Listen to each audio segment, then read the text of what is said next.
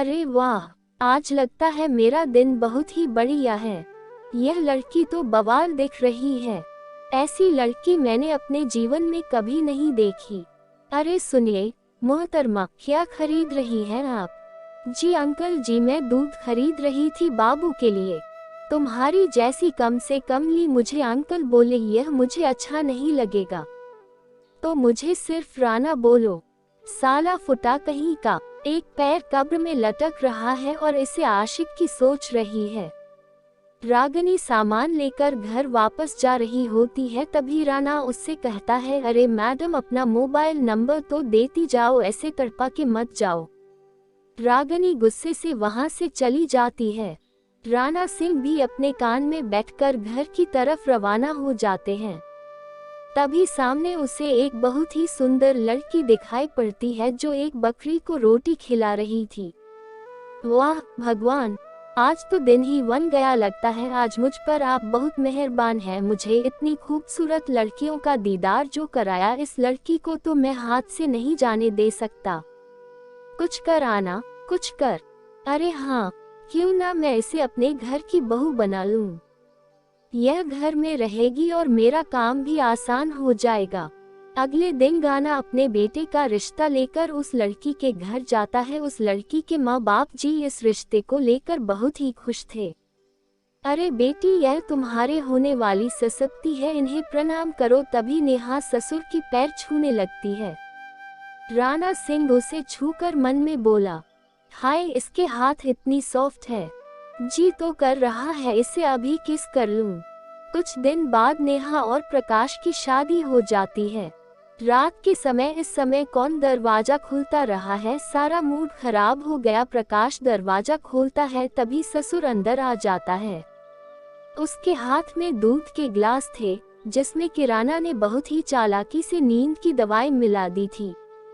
दूध पीते ही दोनों बेहोश हो गए। शादी मेरे बेटे की और सुहागरात मैं मना रहा हूँ। जल्दी कराना, अगर पहुँच गई तो दिक्कत हो जाएगी।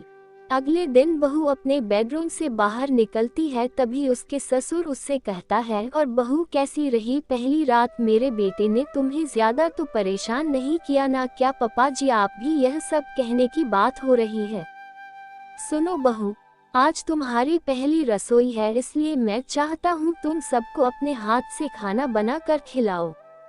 बहू सबके लिए अपने हाथ से खाना बनाती है और सब एक साथ बैठकर खाना खाते हैं।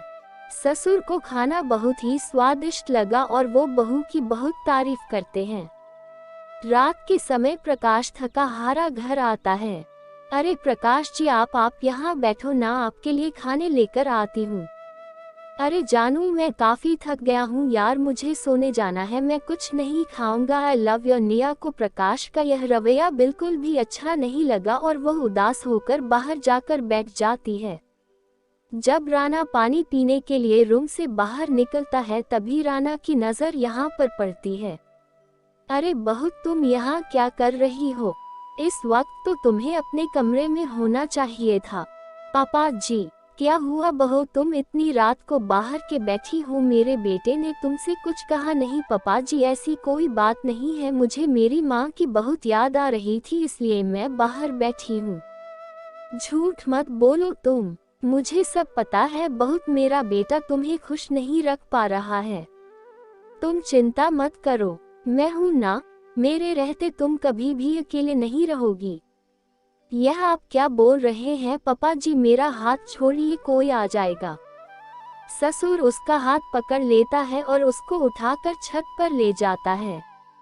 नेहा, जब मैंने तुम्हें पहली बार देखा था, मुझे तुम तभी पसंद आ गई थी।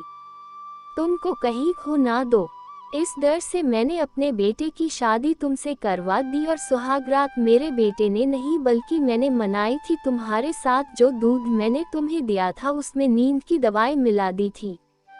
यह सुनकर नेहा को बहुत ही बड़ा झटका लगता है।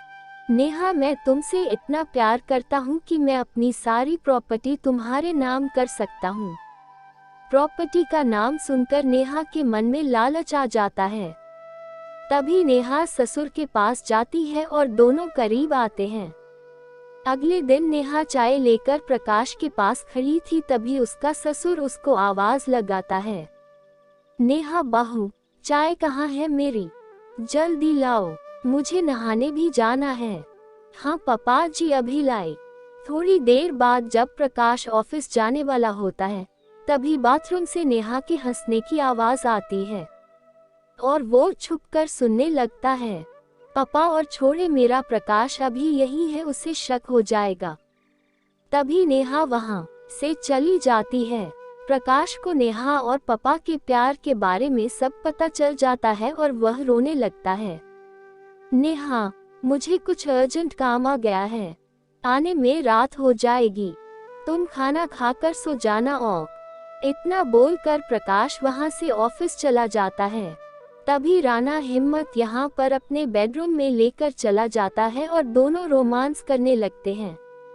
थोड़ी देर बाद प्रकाश अपने घर वापस आता है और अपनी पत्नी को रंगी हाथ पकड़ लेता है। वहाँ नेहा, वाह क्या दिन दिखाया तुमने मुझे, और पापा आप भी इतने नीच निकलेंगे, मैंने कभी नहीं सोचा था।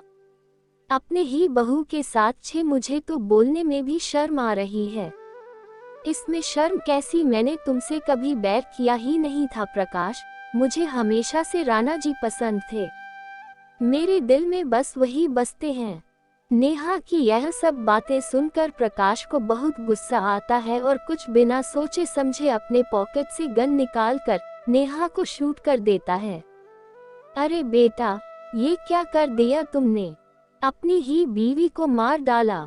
मुझे कुछ मत करना बेटा, मैं तो तुम्हारा बाप हूँ ना, हम दोनों मिलकर इसकी बॉडी को ठिकाने लगा देंगे। मुझे बेटा मत बोलो, अगर मुझे बेटा मानते होते तो मेरी बीवी के साथ नहीं सोते।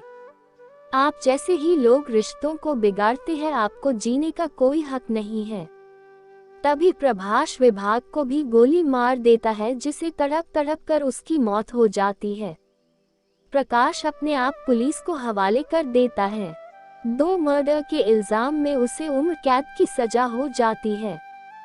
हमें अपने रिश्तों की सीमाओं को कभी नहीं लाना चाहिए। रिश्ते बहुत ही नाजुक होते हैं। रिश्तों में हुई जरा सी भी चूक पड़े जुर्म को न्योता दे देती है।